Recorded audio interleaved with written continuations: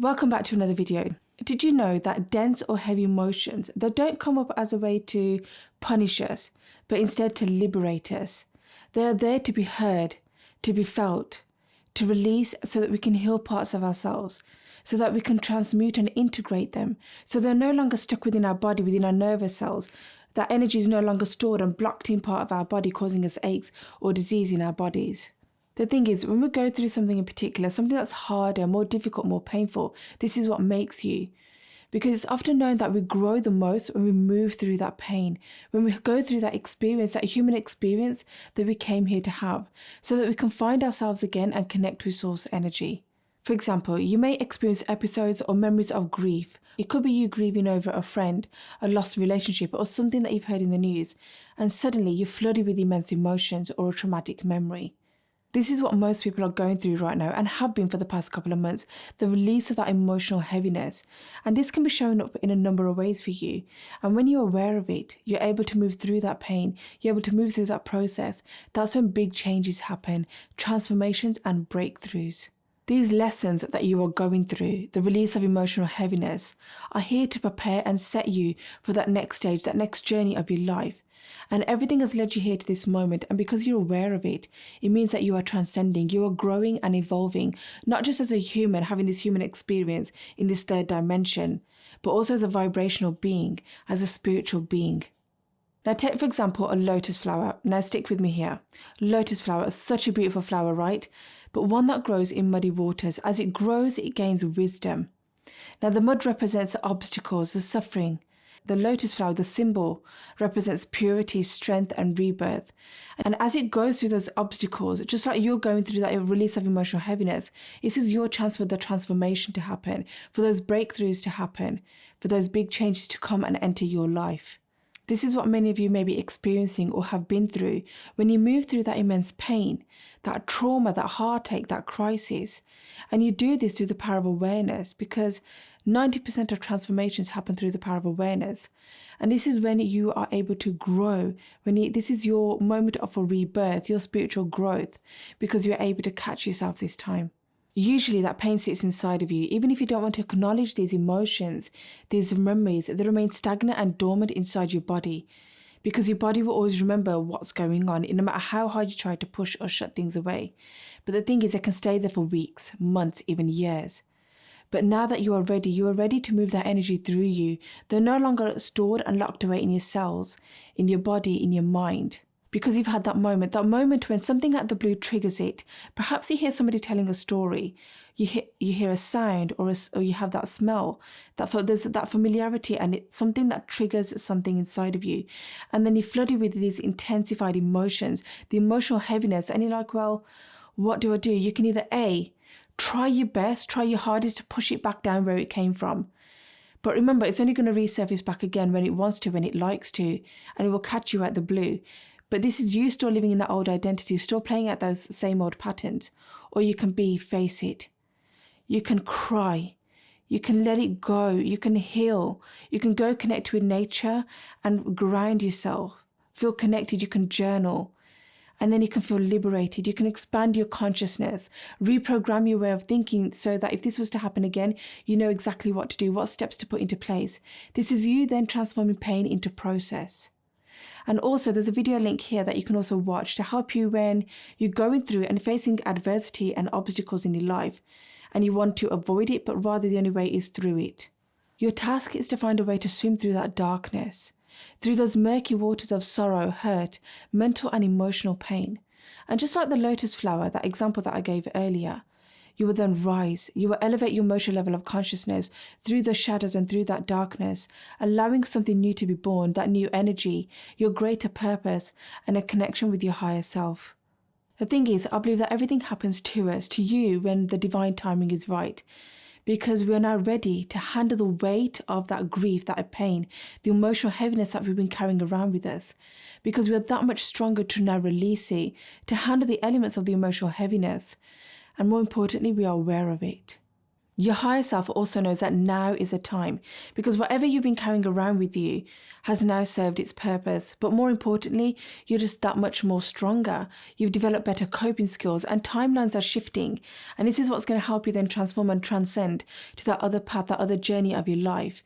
Because remember earlier on when I talked about when you release this emotional heaviness, when you go through something like this, something in particular, this is what makes you. Now I'm going to share an example with you, and this happened a while back, and I was sitting at a karate lesson with my children, and I was sitting at the top in the balcony and watching them down below, and I was sitting there with my husband, and he was telling me a story, and in particular it was a story, and it was something that he wasn't really happy with, something that really frustrated and got him worked up about it.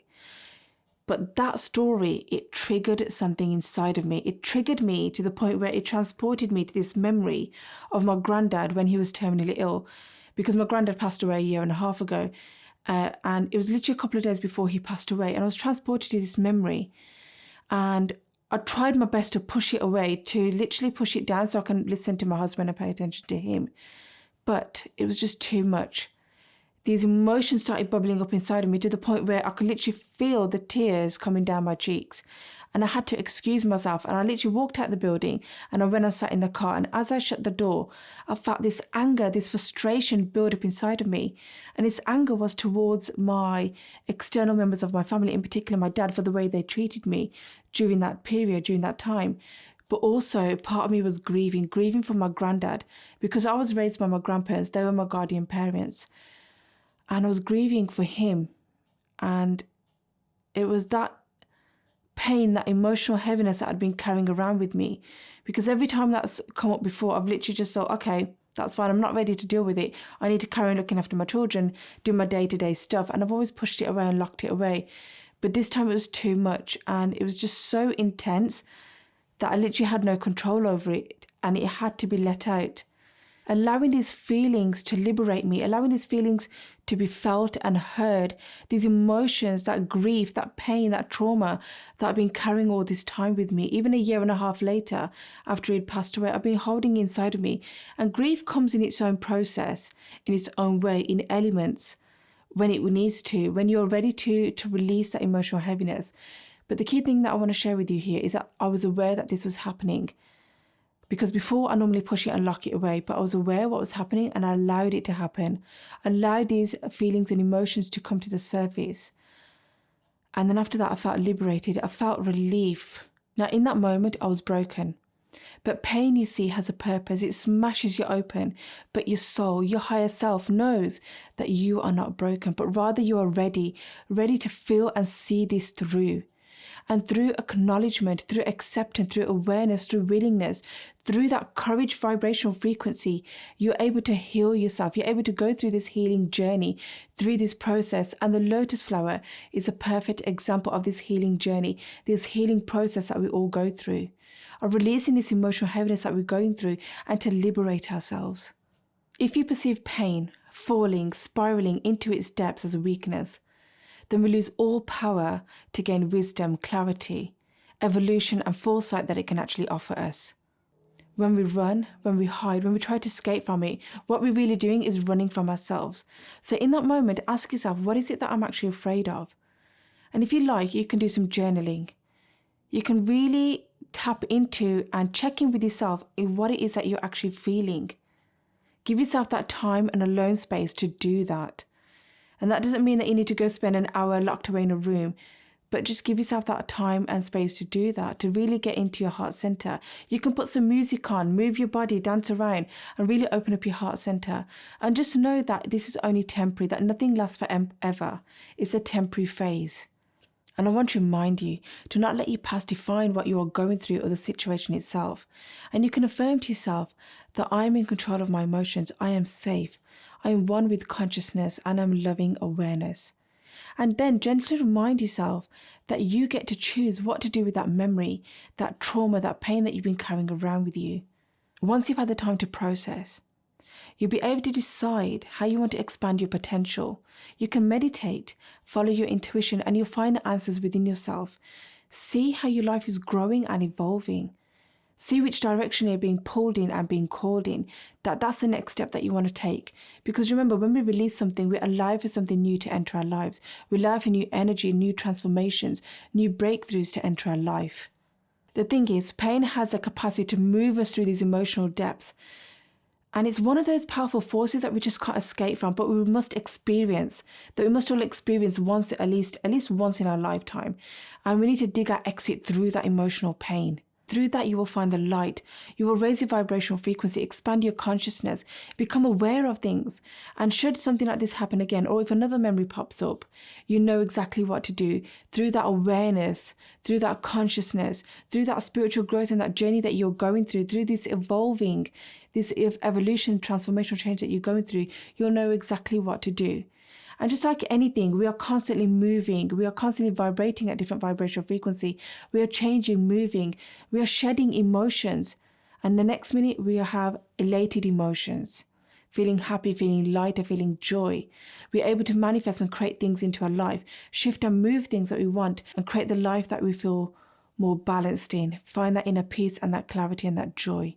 We're never in one constant phase and we're not moving on a straight line.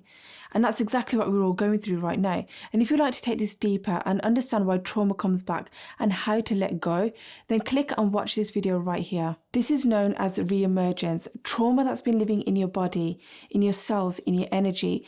And it's a message from your trauma holding part of your brain and body that's re-emerged to say